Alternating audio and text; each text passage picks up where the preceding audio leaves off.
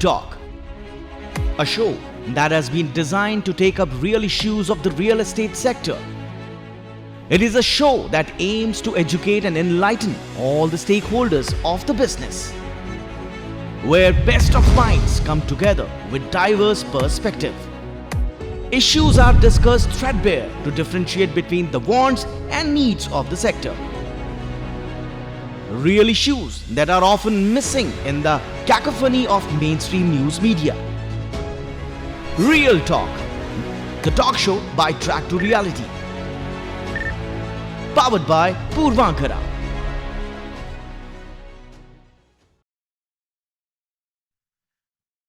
In a country that is aspiring to create 100 plus smart cities, urban planning and development in the true context has been ignored for long.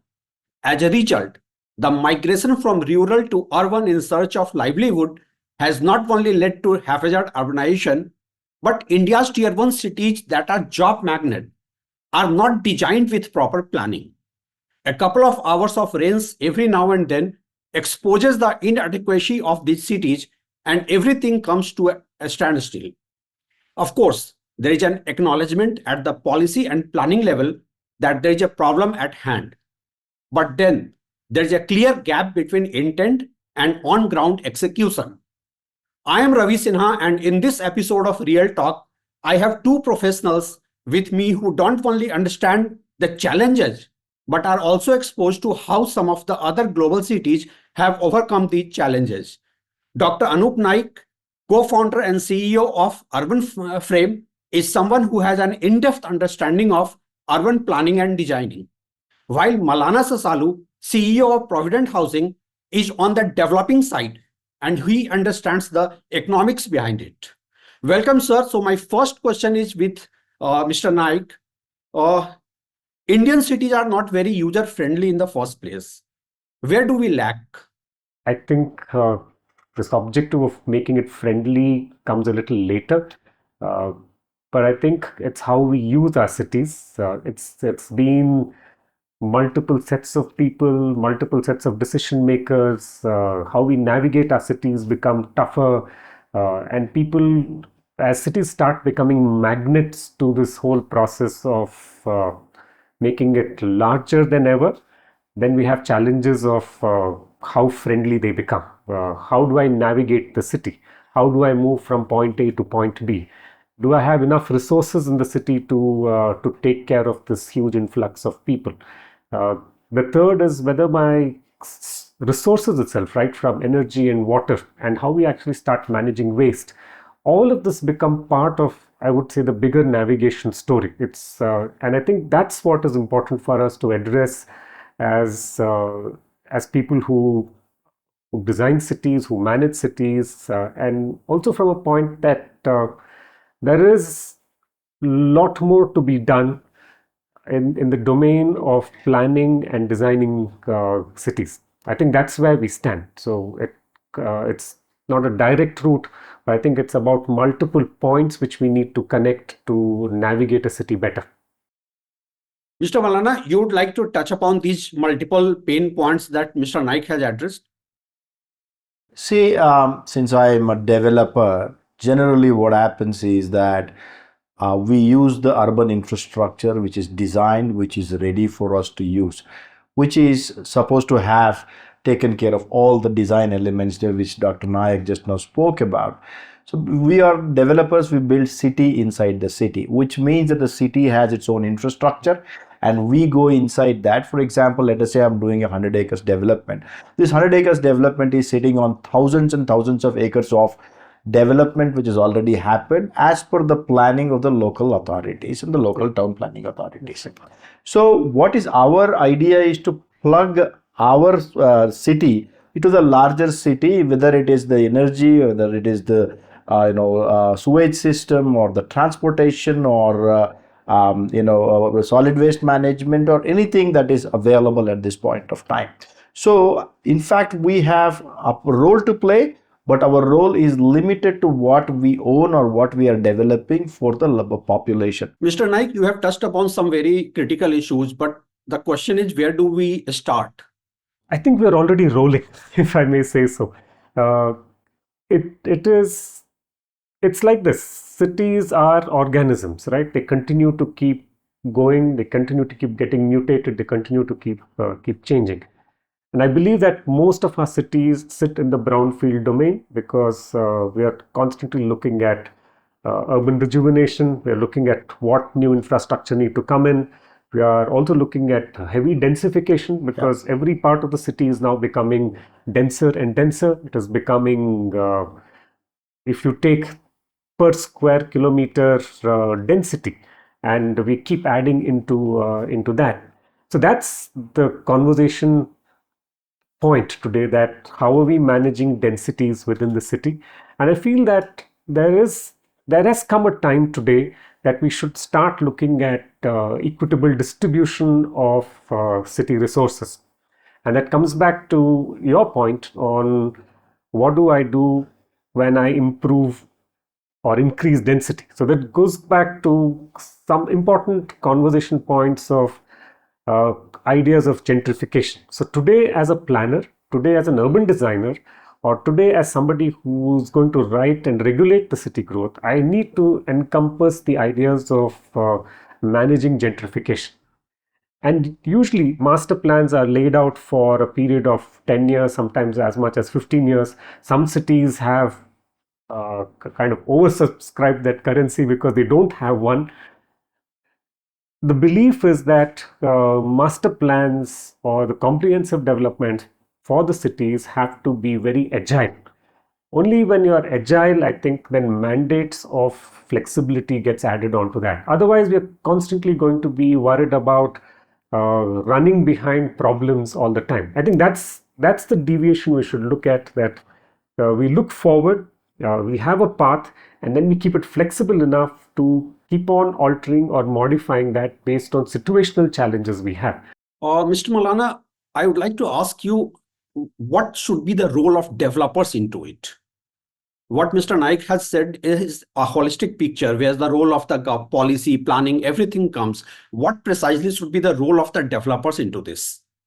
As developers, we are bound by many number of rules, regulation, and statutes that we are supposed to follow for every aspect of development, whether it is starting from the master planning of our own site. Master planning depends on the larger master plan of the urban planning of the city that which we will have, which would actually say that what can be developed there. Can it be residential? Can it be commercial? Can it be a public building? How much of park spaces should be given? What should be the bylaws, distance between the buildings? If there are already water streams and any other such facilities which were already present, how do we incorporate into that design? And all those guidelines are there. So as developers, our role will be to make sure that we adhere to that. This is, I'm talking from the urban planning perspective. Inside our complex, there are many responsibilities for us, that what we have promised in that context, right? We are supposed to be following all rules, norms, and conditions that are laid out by different agencies. And so that is our role. Our role is, to be very frank with you, to be honest. And for that, we rely on the architects, we rely on the on all our consultants, specialists who will advise us how that we are supposed to be developing these things. And so that would be the role of the developer. Self-sustaining urban planning is an ideal concept, but there is an economics involved in it. Often the ideal plans on paper are not executed because of the lack of funds. So where do you see the meeting point? I would think it is completely intertwined. I don't think so. We can look at this as two separate streams of thought. Now, let me give you a small example today, and I think it's not fair to blame the urban planning process too. It is largely to do with how things are getting executed. Now, I'll give you an example today. We are talking about something called as a transit-oriented development. You have a transit corridor. This transit corridor would be metro corridors in the city. They could be large, let's say, multimodal transport systems which would be there. And now, when you look at these systems, so there is a system side to this answer. That is, if I look at these systems and I say that there are pockets along the system which can be developed, that means there is a planning mandate there is an economic mandate to that development. And I think those start becoming interconnected together. Sure. Now, the lack of that foresight is where the problem lies. Today, if you allow the city to grow in its own haphazard way, and then you're running behind it to meet infrastructure requirements, I think that's where the gap begins. See, I think the economics of this whole thing is where we are failing probably is, let's take, for example, Bangalore Metro. Yeah. Bangalore Metro is going in some 6 directions in everywhere, and it's really well developed. And thanks to Bangalore Metro, that today we have, even though that there's quite a bit of jokes that are done, made around Bangalore traffic, it would have been worse. Yeah. It would have been worse. And the vehicles wouldn't be moving today if it was not for Metro. So the idea is perfect to build what we call metro corridor or the transport corridor, but the ownership of the land the way we have it today is about a small pieces of land, independent houses or ground plus 3, ground plus 4 or 4,000 square feet, 5,000 square feet, 8,000 square feet. And maybe one of the question here is that you will have the idea as the developer, but the economics of this thing will stop. If the metro, that to lay the metro, we acquired a lot of land, it would needed a lot of money. Ideally, what we should have done is 500 meters on either side. If we acquired the entire land parcels on 500 and then gentrified it to make sure that there is a planned development along the sides of the metro, right, which is actually planned for modern living, which are tall towers, and you have the setbacks and you have the fire, whatever the requirements that are there, if you're able to do that. And does our economics or the economy or economics of this thing support such an activity? No, it does.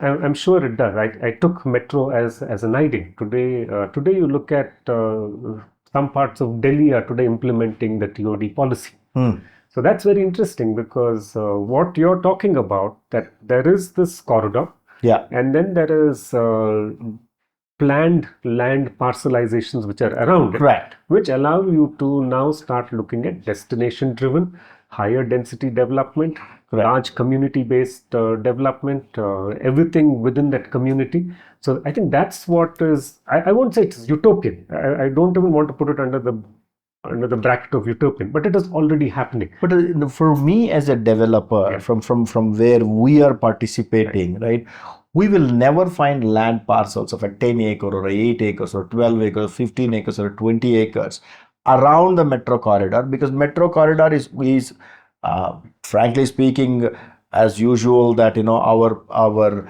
infrastructure will be catching up after the development. That's right. The development would have already happened. Today we call it as haphazard, and that day probably it was the way it was. Right? Today, for us to take advantage of that we need to, at least to certain extent, remove some of the things that what we had done before, and redo the things in a modern way, that the way we want to do it. Maybe the economics of that, whether the economics of that is possible or not possible, or such kind of investment is available or not available, is the question. So I'll give you I will keep it like an anecdote. Both of us are from Bangalore. We know this large industrial area called as the Pina industrial area, right? So that was the purpose. I'm saying when it was crafted in the cusp of the end of 1950, 1960, this was crafted so that it becomes an industrial area, right? And it was in the farthermost end of the city. When you said Pina, you would say, okay, Bangalore stops there. But today, if you look at, I would think sometimes when Dobbaspet was created, so the idea of Dobbaspet was also that Pina would slowly shift into Dobbaspet. Now, whether it was a smart move or whether it happened in a process of natural process, we can leave that aside. It's another day conversation. But I think what is beautiful about that process is that today, in and around Pina, a lot of lands have opened out for developers to take. Correct. So now you might put it under what came first, right? Yeshwantpur railway station was already there. You had metro coming. It is probably one of the biggest exit corridors of the city. All of them started contributing to the gentrification of Pune. Today, because land parcels were larger. People started acquiring land. Sometimes they pooled land together. That means they acquired larger parcels of Correct. land. And I think that's what became very, very. So that was a unique opportunity, the Yeah. unique opportunity of that area. So I think Would you foresee something like this? Like, for example, Karnataka Industrial Development Board acquires land for creating industrial parks. Do you think that someday there will be some kind of a board that is going to be created to acquire the lands, next to where we have such kind of infrastructure only for the purpose of housing and living and the social infrastructure? So this 200 acres is going to be acquired where the public-private partnership is there, and maybe some international funding and other things. Where in my opinion, that economics work. That if you are able to create some 200 acres by the side of this thing, and a new city or the new town within that town is created, and I think there must be some value in it. No, absolutely. That's the right way to go, because today in all our first and second phases of the metro, we've driven it through urbanized areas. Correct. Right. I'm assuming that when it moves outside the first and second rings of the city, then there is a possibility for us to reimagine this whole land pooling and how land can be agglomerated and how we can start pushing benefits of the transit-oriented. I'm almost looking at, these are not slums, and almost in the lines of slum development. That means you acquire all of those things, you compensate people and modernize that to kind of land precinct that what you're going to be acquiring. You have touched upon the issue of slums. So what is the ideal solution, whether it is Mumbai kind of slum redevelopment, or we should go for social housing? We are in the cusp of slowly moving away from calling anything slums. I'm sure they are there in the city. But I think it is time for us as creative people, as city administration, as developers, to relook at housing completely. I feel that we should go back to offering very high quality housing, and this comes under the window of you might say PMAY, Prime Minister's Awas Yojana, which is there, which talks about housing from 25 square meters going up to now as much as 120 square meters. All this is there. I'm saying we have the mechanisms for that, but what becomes the bottleneck is, I think in these cases, poor land records. We don't have housing records for them. Then when you acquire, then there are long delays because there are litigations around that processes, and that's going to become tougher and tougher. Now you take a classic case of Mumbai. Mumbai would operate on a SRA scheme, and I think they have very successfully done SRA scheme projects. But there could be a dilemma in this, is my opinion, that when a developer takes up an SRA scheme, he has to rehabilitate the number of people in that zone back into the same site. That is a mandate. So you actually build highly exclusive, high-end real estate products, and then you also build something which is a rehabilitation project altogether.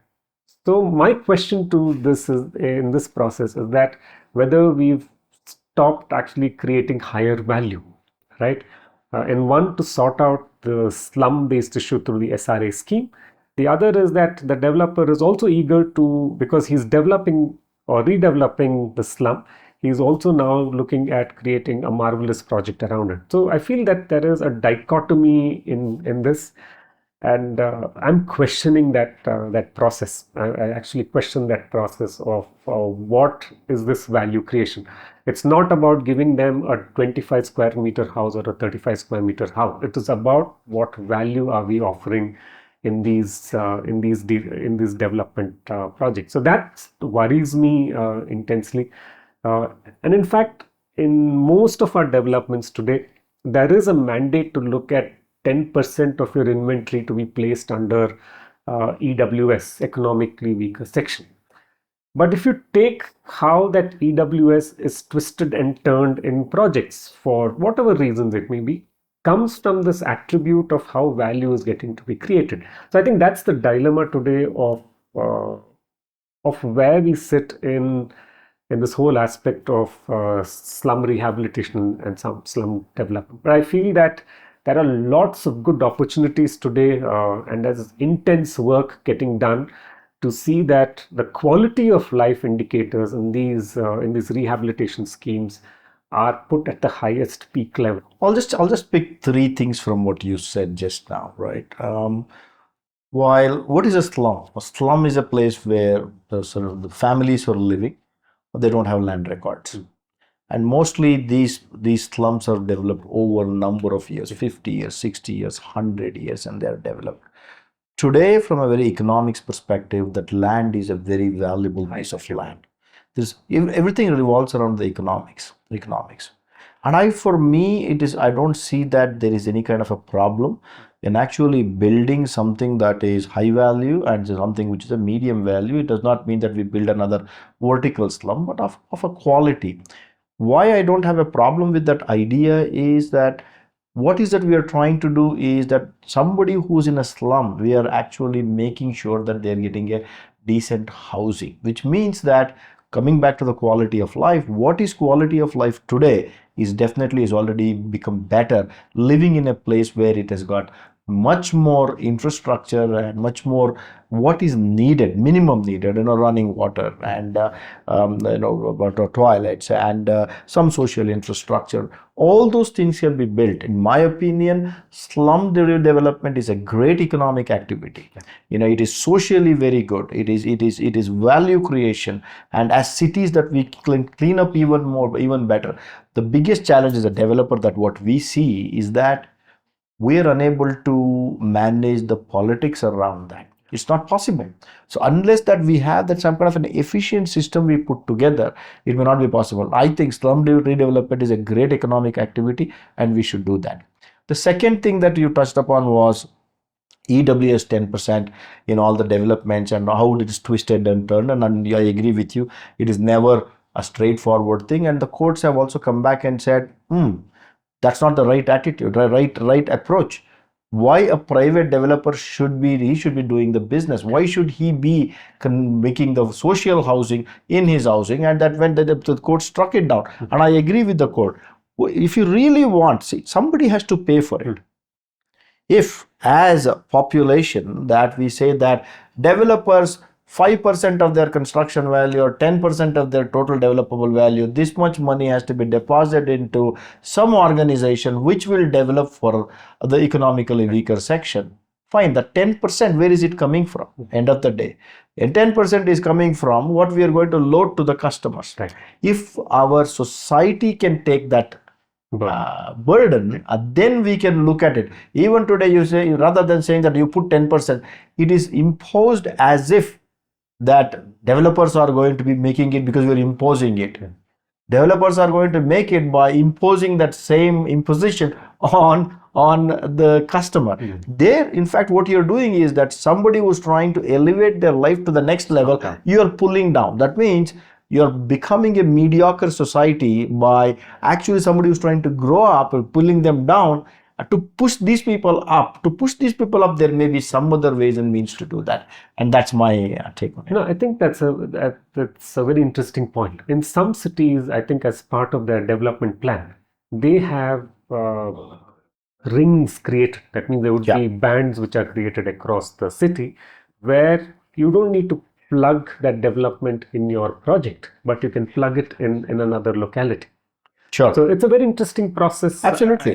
Where who handles social housing? Correct. Who handles social housing? Right. Correct. Whether it is the onus of the developer or whether it's the onus of the government. So I don't think that the businesses should be burdened into the social housing or that social responsibility. That's right. But businesses must be accountable for the society by contributing to do more business, creating more wealth, paying more taxes, which are efficiently used to bring the people who are downtrodden. Absolutely. And that's a wonderful end. Yeah.